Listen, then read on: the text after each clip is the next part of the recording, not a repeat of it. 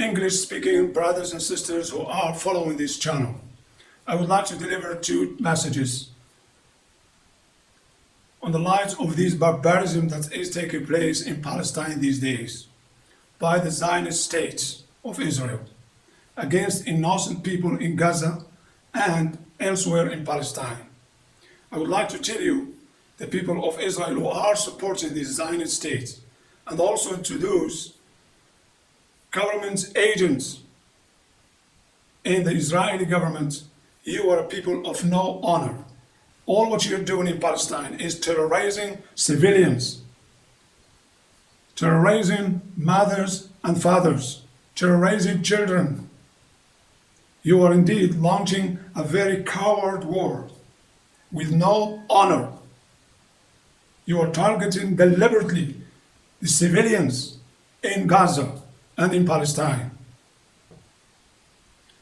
You may be boasting that you have invented some sophisticated weapons, but at the end, you are a bunch of coward people because you are targeting children. You have already killed tens of children and leaving hundreds of women and children in excruciating pain and severe injuries. And this is not the first time. You have been doing this for years and years. Every time you attack Gaza, you make a massacre against innocent people. The vast majority of your attacks victims are children and women. So once again, you are proving to the world, to the free world, that you are a bunch of terrorists who are practicing terrorism and terrorizing innocent people in Gaza. That's what you are. And that's what we are watching today. You are, of course, using the pretext that some Palestinian groups are launching some missiles against your towns.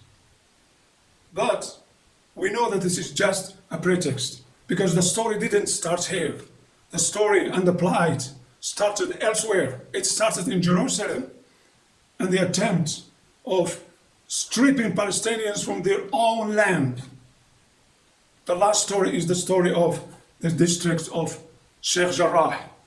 You are supporting and backing those settlers who are claiming the ownership of this district, while we all know that this is not true. Hundreds of years ago, a Palestinian writer who lived more than 516 years ago wrote a book called The Great Tenderness in the History of Jerusalem and Jalil. He wrote that in that place, Sheikh Jarrah district, there was a zawiya, a worshipping place. In that place, a well-established zawiya, very known and very famous, with its waqf and its functions. And the whole district was in the ownership of the Jarrah family. This was more than 500 years ago. He stated that in his book. And now, of course, there are so many documents that prove this in the hands of the Jordanian government and the Turkish government.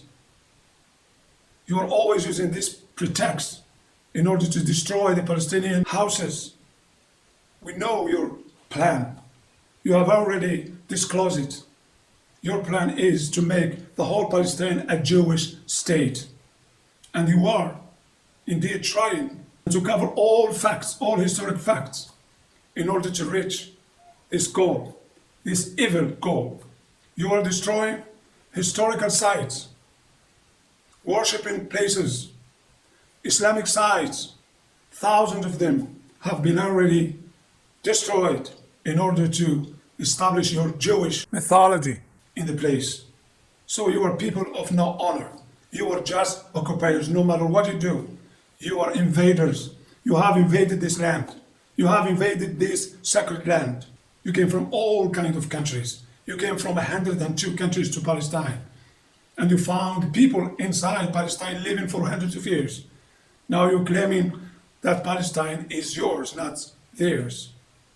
This is the first message. And the second message is to the Americans. The Americans who are supporting unconditionally the Israeli government. What happened to this great nation, America, with its great founding fathers who were indeed trying to establish the truth and supporting those who are less fortunate, What's happened to you that you are now supporting one of the most despotic regimes in the world, one of the lowest states in the world, state terrorism? Why are you supporting Israel in all what it's doing? I'm speaking to you Americans who participate in elections in order to elect your presidents. But your presidents are not totally free. They are tamed by those Jewish and Zionist lobbyists in order to support Israel no matter what it does, no matter what it did. Is this consistent with what these founding fathers have indeed established in America? You're supposed to be supporting the less fortunate, those who are wrongs in the world. What we see today is that you're supporting a state that is practicing terrorism on land, ripping Palestinians from their farms, from their houses, from their nation, from their territory. And you watch every day, thousands of olive trees are being scrapped and uprooted, and hundreds of Palestinian houses are being demolished. And you know that the state of Israel make it almost impossible for any Palestinian to have a building permit. So when they are forced to build their houses, their necessary houses,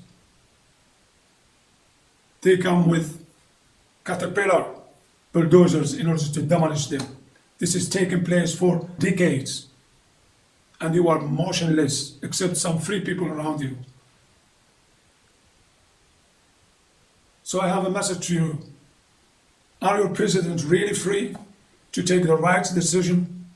You are claiming that you are spreading democracy in the world. What kind of democracy are you spreading in Palestine?